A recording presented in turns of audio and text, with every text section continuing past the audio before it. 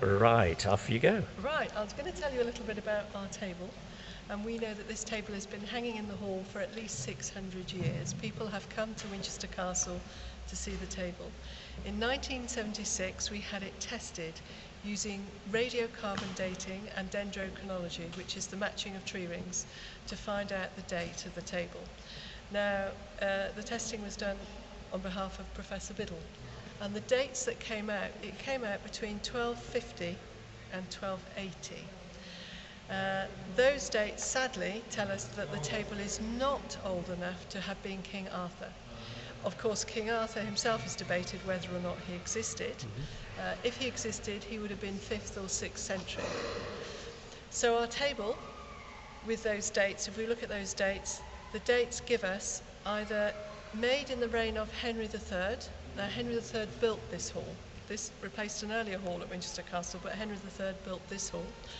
Or the dates could also be Edward I, and we actually believe it was made for Edward. We believe it was made for Edward for various reasons, some of which he was a big fan of Arthur and all the legends and all the chivalry. He loved the knights and the chivalry. Now, Edward was quite an heroic king.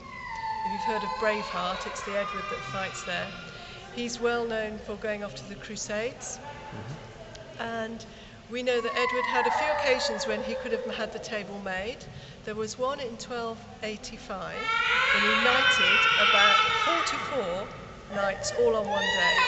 But the favoured date is 1290. Now, in 1290, Edward had arranged a tournament in Winchester. Tournaments were very fashionable, and we know that 2 years before the tournament, there are records of wood being ordered from the local forests to do repairs all around the castle in readiness for the tournament. Sadly, no mention of having a table made. Now, just before this tournament, he also had a big meeting in Amesbury where he was arranging the marriages of some of his children. He had 16 children. Cool. They didn't all survive. And he had this big meeting, and then they came here to the tournament. And we think that was when the table was made. Because these tournaments were often in Arthurian theme. Now, you see the table is painted. It was not originally painted. That was much later. In 1516, the table was ordered to be painted by Henry VIII. And Henry VIII wanted the table painted in his colours. It's the Tudor rose in the middle, and actually that picture of King Arthur, if you took away the beard and the hair, it's actually like Henry VIII. And he was trying to support his claim that he had actually descended from none other than King Arthur. Now, Henry VIII, if you remember, his first wife was Catherine of Aragon. Catherine of Aragon's nephew was Charles V, and he was the Holy Roman Emperor. Now, him and Henry have what I call a sort of testosterone battle. And Charles would look down his nose at Henry because Henry wasn't of pure royal blood. If you go back in history, there's not a straight line. And Henry actually invited Charles V here to Winchester, and he shows him the table, which is now in the Tudor family colours. It has the Tudor rose in the middle, and of course the painting of King Arthur, who looks very like. Now the lettering Henry around VIII. the outside must be significant, as well as the six. The lettering around the painted outside, panels. Yeah. these are all the names of the Knights of the Round Table.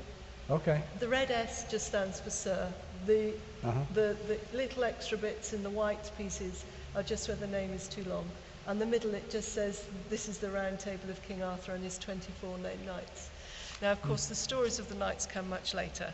I mean, if you think of Arthur as a warrior, what we know about Arthur is that he wouldn't have been a king of all England at that time. Right. England was made up of lots of different kingdoms. Nennius suggests he was a military leader. Nennius gives 12 of Arthur's battles and says he was a military leader who fought amongst the kings, but he was not their equal. He could have been a Roman general. We don't quite know who he is. There's lots of literature on all sorts of possibilities. Some people suggest he comes from up north, and there's an interesting character they talk about up in the Pennines who has a friend Merlin, who is where we believe the Merlin stories come from. Yeah. But these are stories that are retold and retold and retold. Embroidered and all. Embroidered. Now, if you think of the time of Arthur, he would have been a warrior. They would have talked about battles and the heroics and everything else, and he would have had his warrior followers. When we go much later, the stories change and they become of romance and the Holy Grail and the quests, and this is our influence from the troubadours from France. When Eleanor of Aquitaine married Henry II, she came from France. At her daughter's court was Mallory, I believe, who wrote some of the stories. And then the stories changed, but sadly, all those knights are completely fictional. They are just stories. Never. Yeah. Yeah. So I don't know if you have any other questions. No, that's we fantastic. do know that, Yeah. that some of the battles of Arthur took place. So I certainly believe that there was someone. I think there's no smoke without fire. Yeah. And the other thing is, I always think of, if you think of the archaeologist Schliemann, who went out to prove that Troy existed. So there we are, we've just got to find Camelot.